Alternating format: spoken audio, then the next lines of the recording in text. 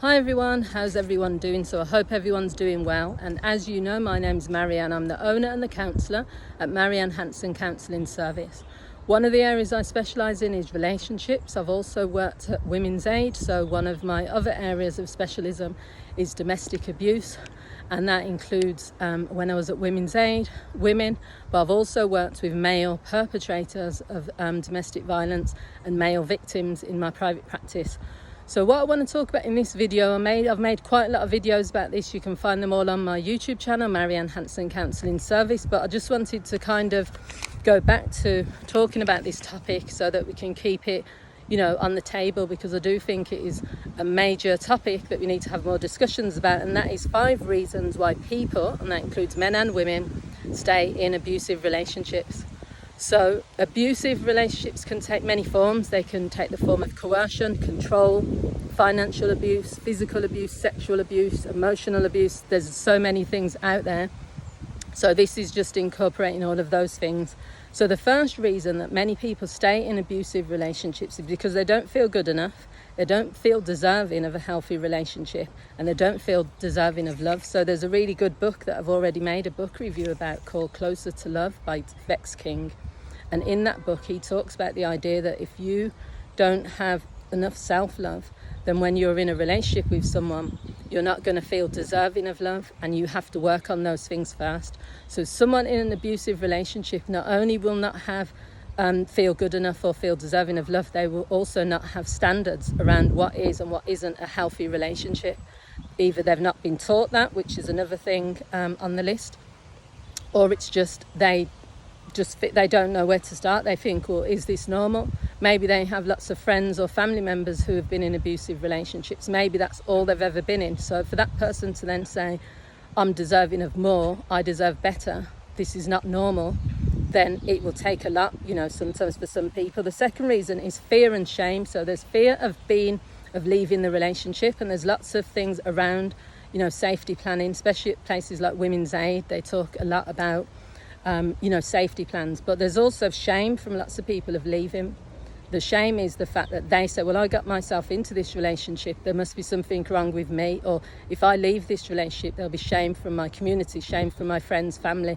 It's for even people who get divorced when there hasn't been abuse, when feel like a failure, they feel shame around it not working. So for people, when they're in an abusive relationship, it's worse because they feel people are not going to understand. The amount of times I've seen posts on social media where there's people talking about their abuse, and someone will ask the question, what did you do?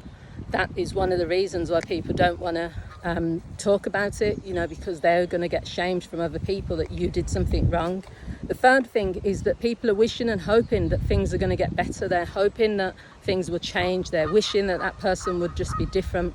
And that keeps people in a lot of abusive relationships. And I think it's human nature to want things to be better, to want things to change, to want the best in the person. Although lots of families use that as an excuse. So someone will say, well, my sister or my mother or my brother, he's just a good person. He just sees the best in everyone. But what you have to start having is discussions with your family members and friends to say that you can still love someone and you can still leave. You can still want the best for that person and you can still leave as well. You can still wish and hope that their life gets better, that they stop drinking, that they stop being violent, but you can still leave. We've got to start saying to people that it doesn't mean you have to stay and wait for that to happen. It's their journey and it's up to them to change, but for you, it's about you right now. The other reason is people stay for the children.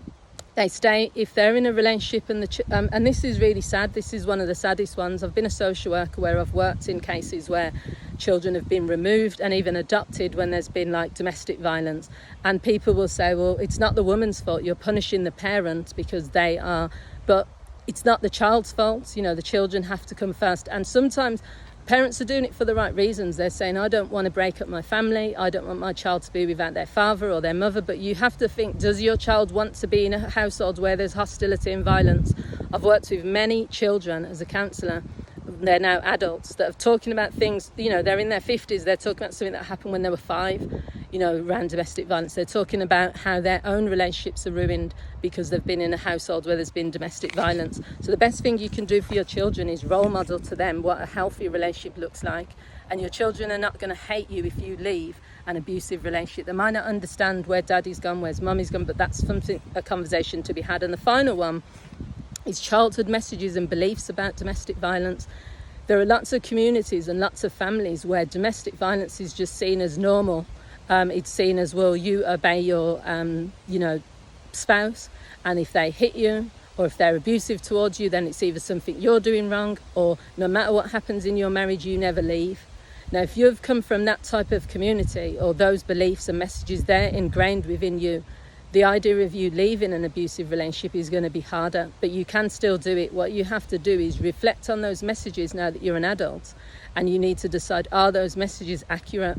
Are those messages the messages I want to move forward with, or do I need to do something different? Because the people that were sharing those messages with you, maybe at that time they thought that's all they know, so their grandparents, parents, or everyone has been saying that to them, but you can make a choice for yourself.